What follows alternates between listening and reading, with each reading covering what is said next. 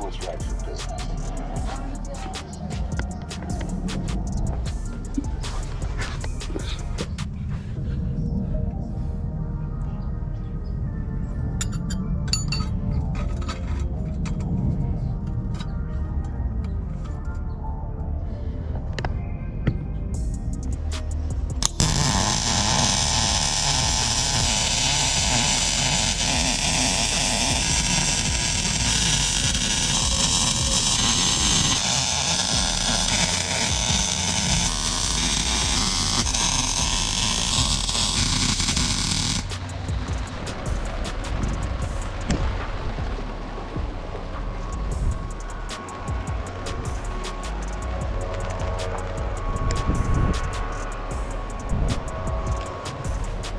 It's raining.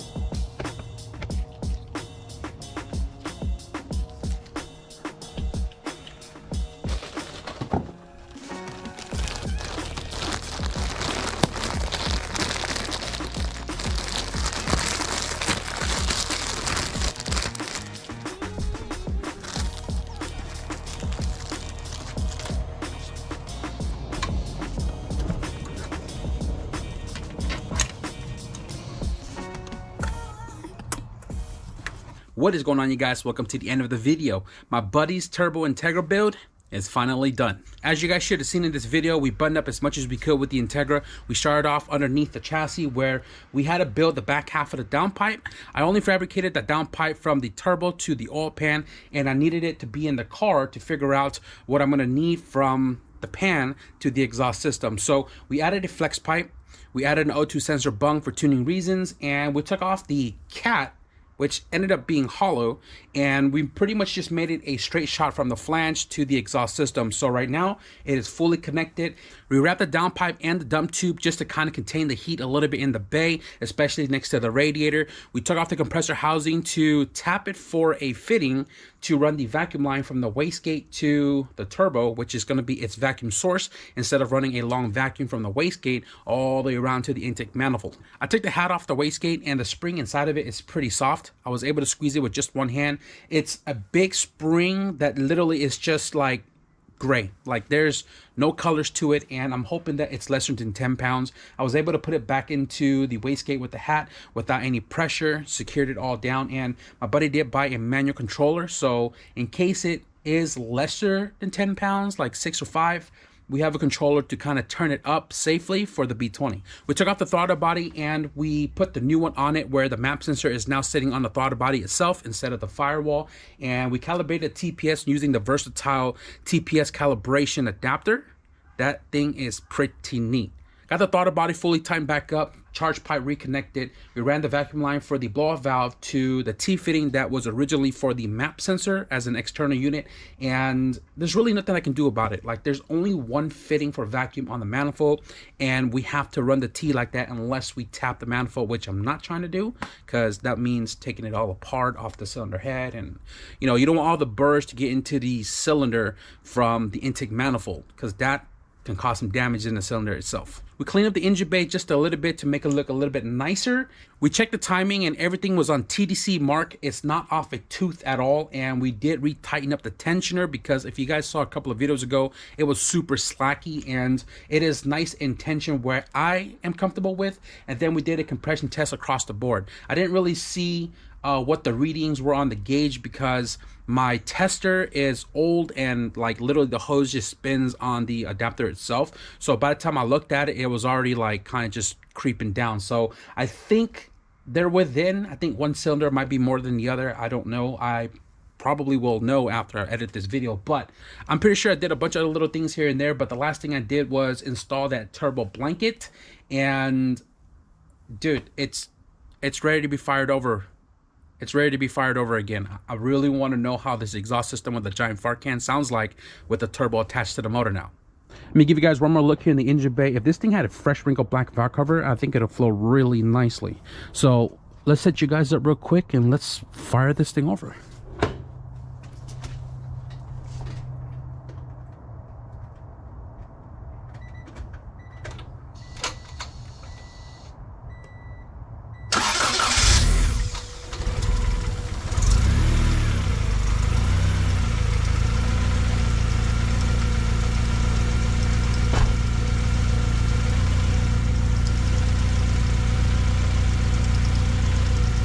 Dude, this thing is super quiet.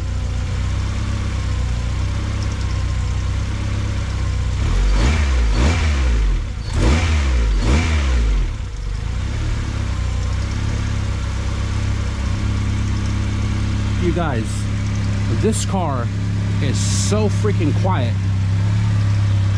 It is so freaking quiet. Dude, the exhaust system is not as loud as I thought it was going to be.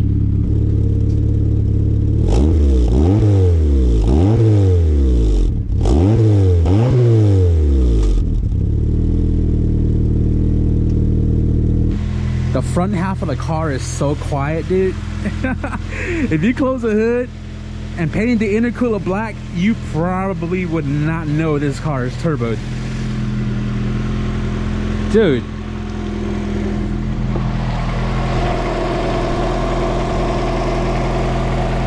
Wow, I'm very surprised at how quiet this motor, like ticking wise and everything, is so quiet. The turbo, the downpipe, everything here is so quiet. It's only deep at the muffler because obviously it has a giant fart can on it, but dude, I'm loving it. I really am. I'm gonna let this car warm up real quick, and then I'm gonna drop it, and then we're probably gonna drive it around the block real quick. Oh, it's so quiet inside the car. Dude, this thing drives like stock. It has stock shocks with lowering springs. And it rides like stock. Dude, this car is so quiet.